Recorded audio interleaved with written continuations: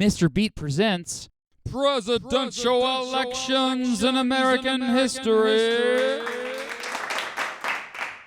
The 58th presidential election in American history took place on November 8th, 2016. The biggest thing Barack Obama could take credit for was a rebounding economy. Just before Election Day, unemployment was under 5%. Sure, plenty of Americans were underemployed, and wealth inequality kept getting worse and worse, and Obamacare was not stopping higher and higher healthcare costs. But at least there was some stability in financial markets, and the economy was growing. Meanwhile, a new Islamic fundamentalist terrorist group called ISIS, armed with American weapons, took over parts of Iraq and Syria. In fact, the world seemed to be a scarier place as more and more terrorists attack civilians all over the place. Back at home, institutional racism raged on, as it had throughout the entire history of the United States. But now people began fighting back. An entire movement called Black Lives Matter rose up to protest against police brutality that seemed to disproportionately affect African Americans. 2016 wasn't as violent as 1968 or 1919, but it sure seemed that way by watching the news. In fact, people were afraid of things that weren't even there. Perhaps this explains the rise of Donald Trump. Trump had been a celebrity for decades as a very wealthy businessman and reality TV star.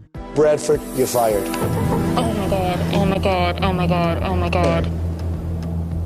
He had always flirted with the idea of running for president, but no one had taken him seriously, even when he actually finally announced he was officially running on June 16, 2015. Few people in the media still didn't take him seriously. He even got criticized for having paid actors to attend to cheer him on at the announcement. But his vague language about making America great again really resonated with a lot of Americans. But first, he had to defeat a lot of other Republicans winning the nomination. I will just mention 5 others, as that's all I have the energy for. There was Jeb Bush, the brother of former President George W. Bush and son of former President George H.W. Bush and former governor of Florida. I mean, when both your daddy and your bro are president, you probably should run, right? There was Ben Carson, a retired neurosurgeon originally from Michigan, Marco Rubio, a senator from Florida, Ted Cruz, a senator from Texas, and John Kasich, the governor of Ohio. Just like in 2012, there seemed to be a lot of division within the Republican Party. However, most of the other candidates were soon able to unite against a common enemy: Donald Trump, who, believe it or not, soon became the frontrunner. Because of the Trump effect, candidates often made vicious attacks, and Trump said things never before imagined on the campaign trail. Trump made the debates more exciting to watch, with his colorful and sometimes shocking language. The more offensive he seemed to be, the more people seemed to love him. The establishment didn't know what to do. One by one, the other Republicans went down. Ted Cruz put up the best fight of all. Like Trump, Cruz was also considered an outsider, but Trump was successful at making Cruz seem untrustworthy. He branded him Lying Ted. Yep, despite the naysayers and the Never Trump coalition, this guy won the nomination. Trump chose Mike Pence, the governor of Indiana, as his running mate. The Democratic Party also had division this election. Seemingly before the dawn of time, Hillary Clinton, the now former Secretary of State, was destined to be elected president in 2016. So when she struggled to even get the Democratic nomination, everyone knew this election was different. Bernie Sanders, the independent senator from Vermont, put up quite the fight against Clinton. Sanders joined the Democratic Party because he knew from personal experience that running as a third-party candidate was so difficult. He was never one who could easily be classified, but one thing was for sure: he leaned further to the left than Clinton. He tried to make socialism not such a dirty word anymore. After Sanders first announced his campaign, the media also didn't take him too seriously. After all, Hillary Clinton was heavily favored, but Bernie's grassroots support quickly grew, especially as he stood in stark contrast to Clinton by not taking donations donations from corporations, the financial industry, or super PACs. Sanders and Clinton were neck and neck, going back and forth in early primaries and caucuses. In the end, though, it was Clinton. We now know some shady stuff went down by the establishment Democrats to prevent Bernie from winning. Many of his supporters, especially the younger folk, even refused to support Clinton after she was nominated. Hillary Clinton was the first female in American history to be nominated for a major political party. Whoa, it's weird saying she. Anyway, she nominated Tim Kaine, a senator from Virginia and former governor of Virginia, as her running mate. So it was Donald Trump versus Hillary Clinton, two of the most unpopular presidential candidates in American history. One poll found that 60% of Americans didn't like either candidate. So this was the perfect opportunity for third-party candidates, right?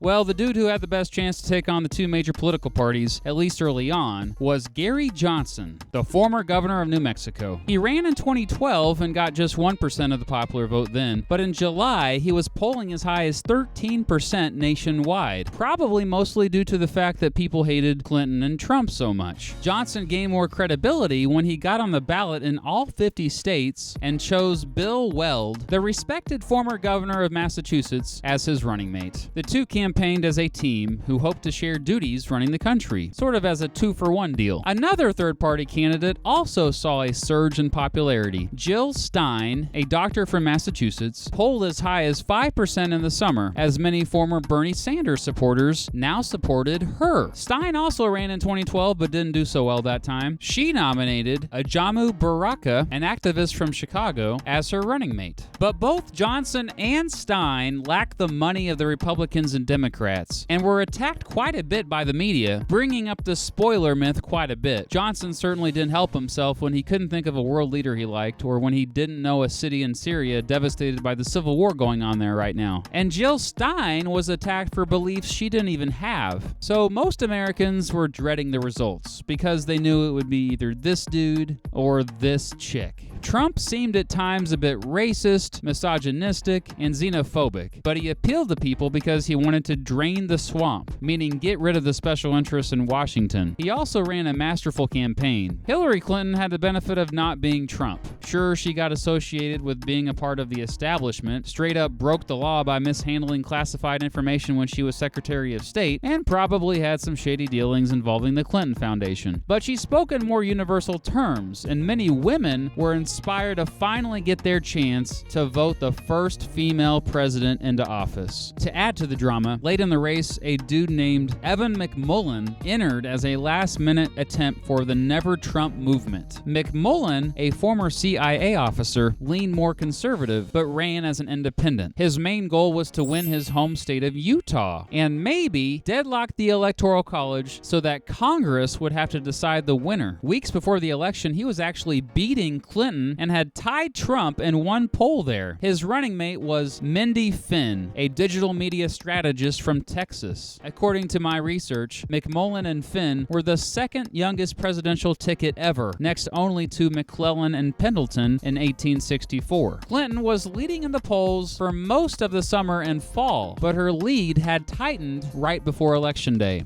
And here are the results. This was a squeaker, folks. It wasn't until early the next morning that the majority of the country found out that Donald Trump won, becoming the 45th president in American history. The results frankly shocked the heck out of the majority of the country. The mainstream media especially didn't see it coming. Trump received 304 electoral votes, and Clinton received 227 electoral votes. But Clinton received nearly 3 million more votes than Trump did overall. She got 48% of the popular vote, while Trump got 46% of the popular vote. Needless to say, a bunch of people began complaining about the Electoral College again. Trump was the 5th person in American history to win the presidency despite losing the popular vote. In the popular vote, Gary Johnson finished 3rd with 3.3%, a disappointing finish, but then again, it was the best third-party finish since Ross Perot in 1996. It was also the Libertarian Party's strongest finish yet. Jill Stein finished fourth with 1.1%. This was also the Green Party's strongest finish yet. All other candidates received less than 1%. McMullen did win 21.4% of his home state of Utah. Many called for recounts. Jill Stein led the effort by calling for a recount in Wisconsin, Pennsylvania, and Michigan. Speaking of those three states, which turned out to be pretty important, ain't nobody saw that coming. Trump won all three. It was the first time Pennsylvania and Michigan went Republican since 1988, and it was the first time Wisconsin went Republican since 1984. This election had the highest number of faithless electors, or electors who voted for someone other than their party's nominee, in American history. 7. That's right. 7 faithless electors went against their state and voted differently. 3 of them gave votes to Colin Powell, the former Secretary of State under George W. Bush. 1 gave a vote to Bernie Sanders, although others tried. 1 gave a vote to John Kasich. 1 gave a vote to Ron Paul. And 1 gave a vote to Faith Spotted Eagle, an activist who became the first Native American in American history to receive an electoral vote for president. Mike Pence became the 48th vice president in American history. This was probably the most shocking presidential election result in American history. Trump became the first president in American history without previous experience in politics. At 70 years old, he was also the oldest first elected president. A lot of people ignored his character flaws because they either feared a Clinton presidency more or just wanted an outsider in there to shake things up. Trump voters were hard to categorize, though, which likely explains why the media epically failed to predict this one.